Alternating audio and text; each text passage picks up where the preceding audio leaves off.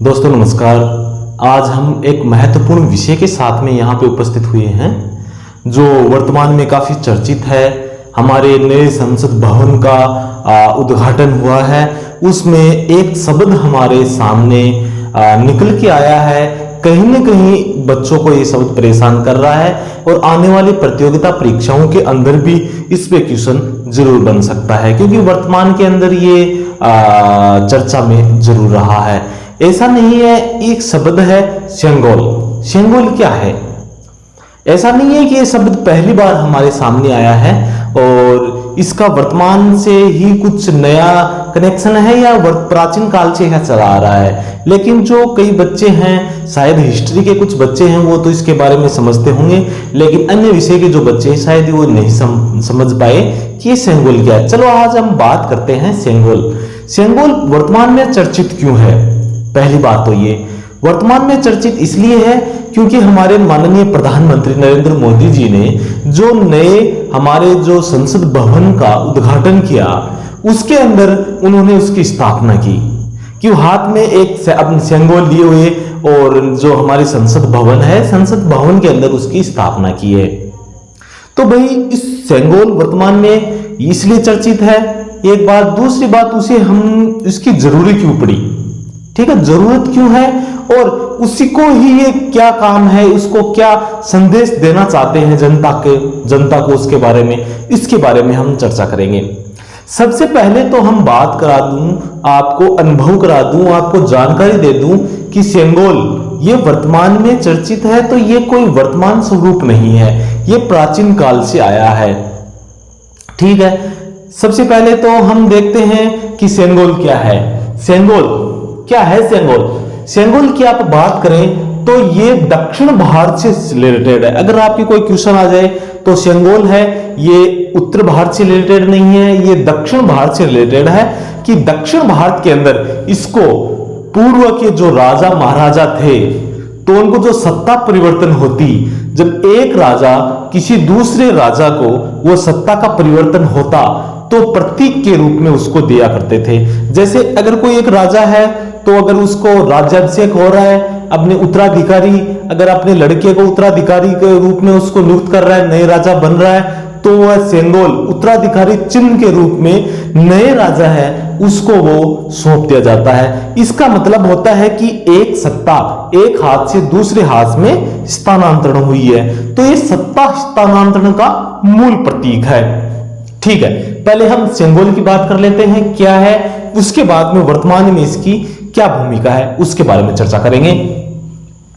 सेंगोल है वो दक्षिण भारत से लिया गया है और ये जो कौन है, चोल साम्राज्य था जो दक्षिण के अंदर केरल में, तमिलनाडु में जो चोल साम्राज्य था, उसके अंदर राजाओं द्वारा, चोल राजाओं द्वारा जब राज्याभिषेक होता था, जब चोल राजाओं का राज्याभिषेक होता था तो जो पुराना राजा था वो नए राजा बन रहा है, उसको प्रतीक के रूप में, सत्ता स्थानांतरण के रूप में वो सौंपा करते थे। ठीक है, जो हमारे राजस्थान के हैं, राजस्थान में तो तलवार भेंट करते थे, वो एक सत्ता का रूप माना जाता था। लेकिन जो दक्षिण क्षेत्र है, तमिलनाडु केरल क्षेत्र है, उसमें जब कोई सत्ता का स्थानांतरण होता तो चोल राजा अपने नए राजा को ये सेंगोल है ये प्रतीक के रूप में देते थे। उससे ये माना जाता था कि भाई ये सत्ता का स्थानांतरण एक राजा से दूसरे राजा में स्थानांतरण हो गया है, यानी कि इसका राज्याभिषेक हो गया है। इसलिए तो हम पता चल गया है कि सेंगोल क्या है। तो सेंगोल की अगर हम बनावट माने तो सेंगोल की बनावट है वो एक भाले के आकार की होती है। एक भाले की आकार की एक आकृति है और ऊपर एक ऐसे नंदी के आकार का और इधर डिजाइन वगैरह, ऐसे कुछ डिजाइन वगैरह बना हुआ है। अगर आपने इसकी हम बात करें तो फिल्म के अंदर एक फिल्म थी जो अभी जो साम्राज्य के संबंध में ऐसी आई थी, जो उसमें कटप्पा और बाहुबली जो फिल्म थी, उसके अंदर बाहुबली के अंदर जब हम देखते हैं जो राजमाता उस मंदिर के चारों ओर चक्र लगाती है तो वो कह रहे थे कि दंड लाओ दादा। तो जो दंड है वो उसको दंड कह सकते हैं हम इसको। दंड हम इसको कह सकते हैं। इसका जो सत्ता परिवर्तन से संबंधित, वो सत्ता से रिलेटेड था कि जो है इसको हम, इसका कार्य क्या है, प्रतीक क्या है। देखो हम प्रतीक की बात हैं, सेंगोल का जो प्रतीक है वो प्रतीक है एक तो सत्ता हस्तांतरण, सत्ता जो परिवर्तन होती है एक स्थान से दूसरे स्थान में, एक राजा से दूसरे राजा में, उसके लिए ये दंड है, एक सत्ता का प्रतीक है। दूसरी बात, ये किसका प्रतिनिधित्व करता है, ये एक शक्ति को प्रतिनिधित्व करता है, ये एक उस राजा को वैधता प्रदान करता है कि भाई जो ये सत्ता है, ये इसको राजा है, ये इसकी वैधता मानी जाएगी, और संप्रभुता की सारी शक्तियां इसमें ट्रांसफर हो गई है।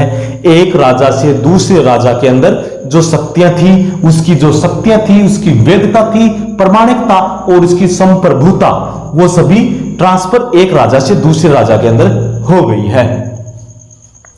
दूसरी हम बात करते हैं कि इसमें क्या क्या है, कला, साहित्य और संस्कृति।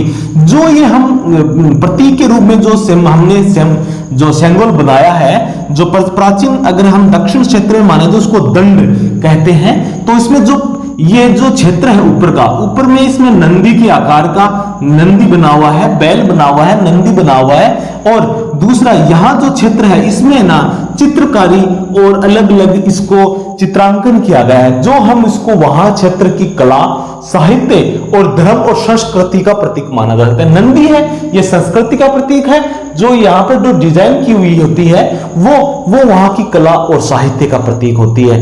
अब दूसरी हम बात करते हैं कि वर्तमान में इसकी जरूरत क्यों पड़ी।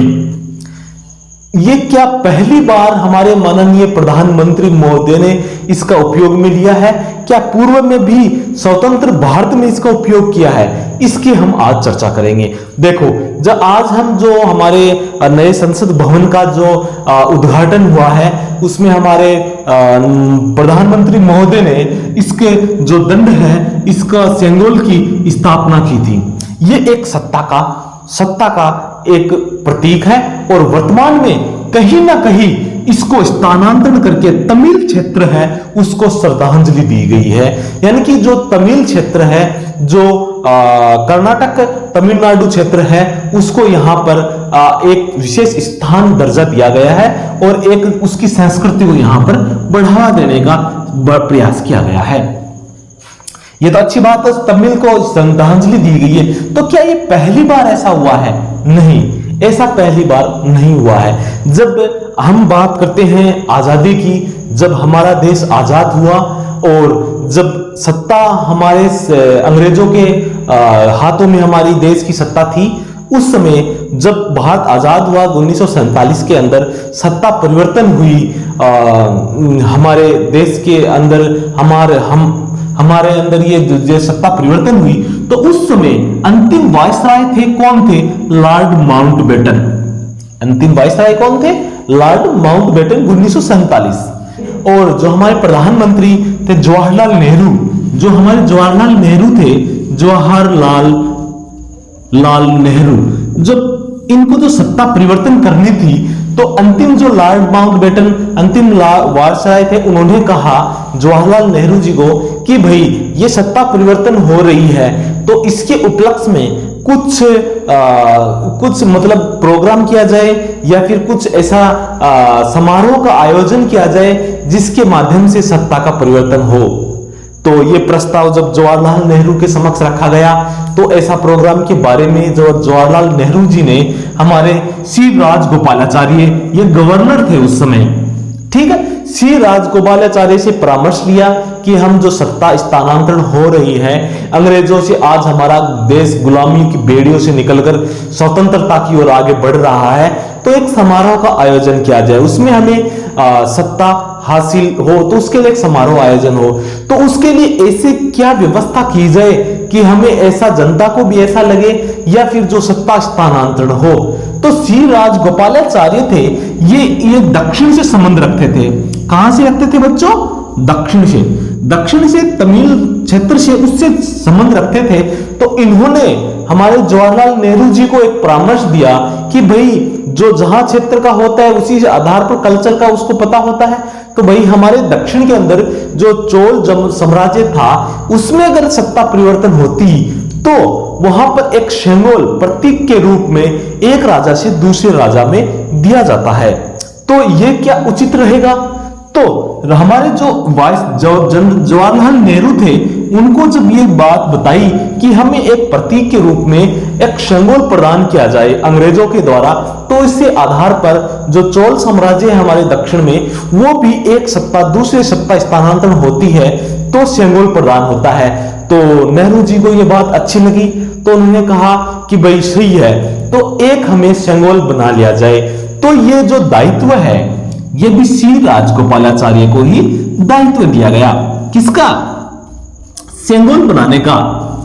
तो सी राजगोपालाचार्य जी को यह शेंगोल बनाने का दायित्व दिया गया।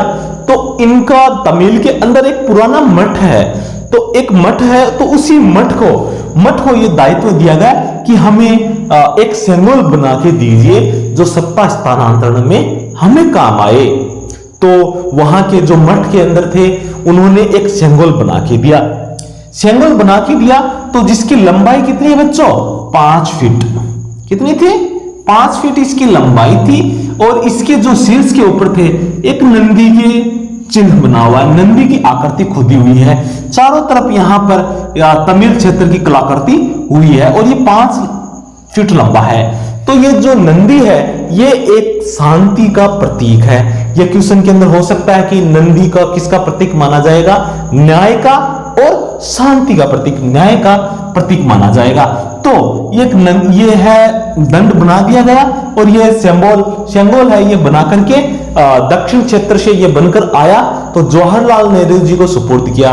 नहीं, सबसे पहले सुपुर्द किया लॉर्ड माउंटबेटन को। क्यों भाई लॉर्ड माउंटबेटन को ये सुपुर्द क्यों किया? लॉर्ड माउंटबेटन को सुपुर्द इसलिए किया क्योंकि सत्ता थी वो अंग्रेजों के हाथ में थी और अंग्रेजों के द्वारा हमारे को स्थानांतरण होनी थी।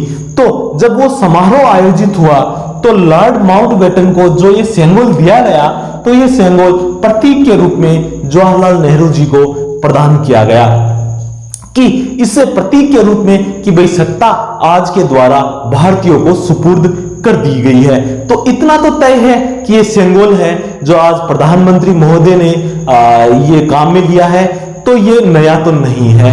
ये इसका इतिहास बहुत पुराना है, चोल साम्राज्य से लेकर के और आजादी से पहले भी इसका उपयोग किया गया था। इसकी लंबाई हमने बात कर ली है, 5 फीट है और ये जो नंदी के आकार है, ये न्याय का प्रतीक है। इसका मतलब है कि नया जो संसद भवन में इसकी स्थापना करने का उद्देश्य है कि नया जो संसद भवन है एक न्याय का प्रतीक है और यहां पर सभी को न्याय दिया जाएगा। अब हम बात करते हैं नए संसद भवन की। नया जो संसद भवन है, इसकी जरूरत हमको क्यों पड़ी? हमारे पास में पुराना संसद भवन भी तो था, उसमें काम चल सकता था। देखो, नए संसद भवन की हमें जरूरत क्यों पड़ी? जो नया संसद भवन है वो हम बताते हैं कि जो संसद भवन है ये 100 साल के करीब हो गया है और उसके अंदर नई जो वर्तमान जो तकनीकियां हैं वो उसमें समाहित नहीं थी। जो सुरक्षा की दृष्टि से हम देखें तो वो पैमाने वो तय नहीं कर रहा था जो सुरक्षा की दृष्टि से, और वर्तमान की जो तकनीकियां थी वो उसमें समाहित नहीं थी और इसको वर्ष भी 100 साल पुराने हो चुका था। इसलिए कहीं ना कहीं इसकी नई की जरूरत पड़ी। क्यों? और एक जो पुराना संसद भवन था उसमें लोगों की बैठने की जगह कम थी और आगे जो हमारे संविधान में इसका परिसीमन होगा, लोकसभा राज्यसभा का परिसीमन होगा, तो आगे सीटों की संख्या बढ़ सकती है, तो इसलिए उसमें बैठने की स्थान भी कम पड़ रहे थे।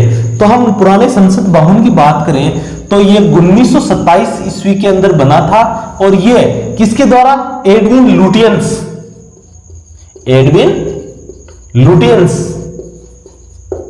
लुटियंस के द्वारा यह बनाया गया था और ये 1927 ईस्वी के अंदर बना था और 100 साल के करीब इसको होना है। अगर हम बात करें नए संसद भवन की, तो नया संसद भवन है तो इसमें क्वेश्चन यह बन सकता है कि यह किस परियोजना के तहत बनाया गया है। तो हम परियोजना बात कर लेते हैं, सेंट्रल विस्टा परियोजना। यह क्वेश्चन महत्वपूर्ण हो सकता है आगामी परीक्षाओं की दृष्टि से कि नया जो संसद भवन है यह किस परियोजना के तहत बना है?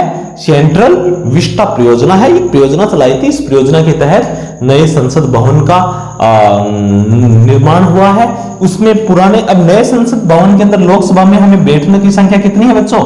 888 इसमें बैठ सकते हैं। पुराने के अंदर 545 ही बैठ सकते थे। जब परिसीमन होगा तो ये आगे संख्या बढ़ सकती है, आगे भविष्य को देखकर इसका प्रयोजन किया गया। और राज्यसभा की हम बात करें तो अब 300 आदमी इसमें 300 बैठ सकते हैं और सांसद, और पहले के अंदर थे 250 की संख्या थी।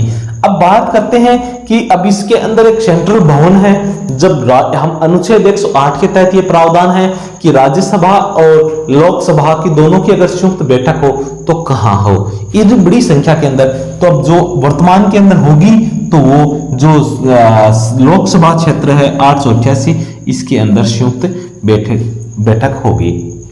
तो हम सेंगोल के बारे में पढ़ लिया है। अब किसी बच्चों को डाउट नहीं होना चाहिए कि सेंगोल क्या है। ये कोई नया नहीं है, चोल साम्राज्य से संबंधित है। इसमें क्वेश्चन बन सकते हैं कि भाई सेंगोल है क्या है, ये कौन से साम्राज्य से संबंधित है? तो ये है चोल साम्राज्य से संबंधित। आशा करता हूं सभी को ये अच्छी तरह से समझ में आ गया होगा। अगर आपको अच्छी तैयारी करनी है तो आपको अपडेट रहना होगा और लोगों से ज्यादा फास्ट आपको दौड़ना होगा। ये एक प्रकृति का नियम है। अगर आप दौड़ोगे नहीं तो लोग आपको कुचलकर आगे निकल जाएंगे। इसलिए नए उमंग और नए जोश के साथ में हमें तैयारियों से जुटे रहना है और आगामी भविष्य के अंदर बहुत सारी भर्तियां आपका इंतजार कर रही है। तो दीजिए मेरे को इजाजत, नए वीडियो में मिलेंगे। जय हिंद।